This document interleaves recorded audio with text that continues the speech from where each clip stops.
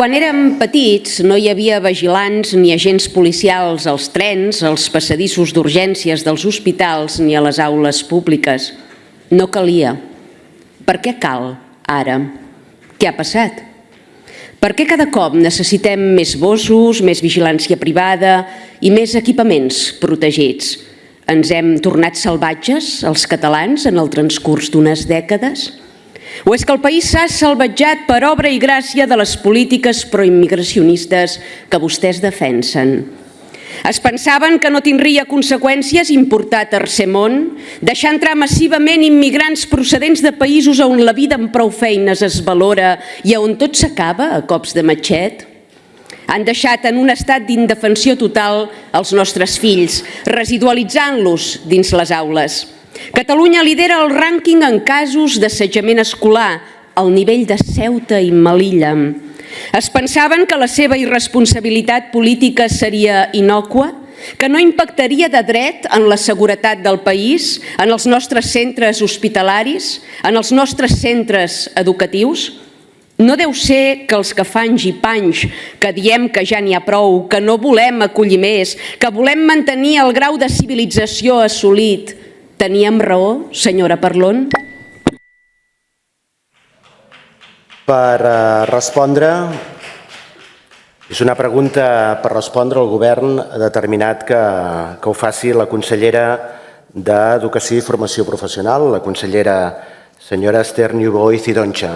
Jo insisteixo en que aquestes generalitzacions, atribuint aspectes absolutament rebutjables a tots els ciutadans amb caràcter general d'altres països, és simplement inacceptable. Té la paraula la consellera d'Educació i Formació Professional. Sí, gràcies, president. Diputada, no hi ha manera de compartir el diagnòstic que fa. Per nosaltres, seguretat és convivència i convivència vostè és precisament el que no fa. Jo crec que a partir d'aquí, com deia, no podem protegir els infants si atiem odi, si fem assenyalaments o si intimidem aquests infants a les sortides dels instituts, perquè em sembla que vostès van tenir un incident la setmana passada que no ens permet que ens donin lliçons de democràcia o de seguretat o de convivència en els centres. De cap manera podem acceptar que hi hagi persones, militants de determinats partits, que se situïn a les portes d'un centre educatiu a increpar, insultar i assetjar aquests menors. Aquí el que treballem és amb aquesta seguretat, amb una mirada de convivència, i això vol dir precisament protegir els drets de la comunitat educativa, això vol dir reforçar la convivència, vol dir donar suport i eines al professorat i, per descomptat, vol dir facilitar respostes coordinades per donar solucions a realitats complexes. No hi ha un problema de seguretat, no tenim un problema de convivència, però sí que tenim una realitat cada cop més complexa, a partir d'aquí que acaba tenint un impacte en els centres educatius. Amb això, la voluntat és donar més eines a la comunitat educativa per poder-ho afrontar. Per preguntar, té la paraula la diputada senyora Sílvia Rial Serra. Té un minut, no té 43 segons perquè hi ha hagut un error en aquesta presidència. Endavant.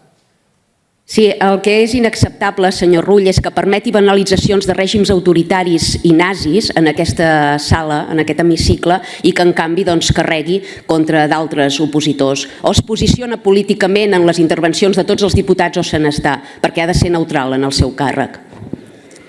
Nosaltres havíem dirigit la pregunta explícitament a la Conselleria d'Interior, perquè la pregunta era respecte a la seguretat de les aules i del conjunt del país. I volíem saber què en pensa de les declaracions de la comissària i directora de l'Escola de Policia de Catalunya, la senyora Manresa, dient que fan falta més mosses marroquines perquè puguin parlar en àrab amb els delinqüents. És aquest l'objectiu de la conselleria que vostè encapçala? Islamitzar el nostre cos nacional de policia donant pistola a qui no creu en la separació entre església i estat? És aquesta la manera com pensen protegir les futures generacions de catalans, armant amb diners públics a qui no creu en els drets i llibertats occidentals? Veurem agents policials amb vel islàmic? Senyora diputada, li responc, aquesta presidència i aquesta mesa sempre tracta amb caràcter general tothom igual, tothom. I aportacions, assenyalaments a col·lectius sencers, des que vam aprovar el Codi de Conducta d'aquest Parlament, no és acceptable. Retrets a diputats i diputades, si es fa amb respecte, el nostre reglament permet de fer-ho. En qualsevol cas, empararem els drets de tots els diputats i diputades, també els seus drets, senyora diputada, sempre. Té la paraula per respondre la consellera d'Educació i Formació Professional. Deixin de socavar la convivència a Catalunya. Li demano, sisplau.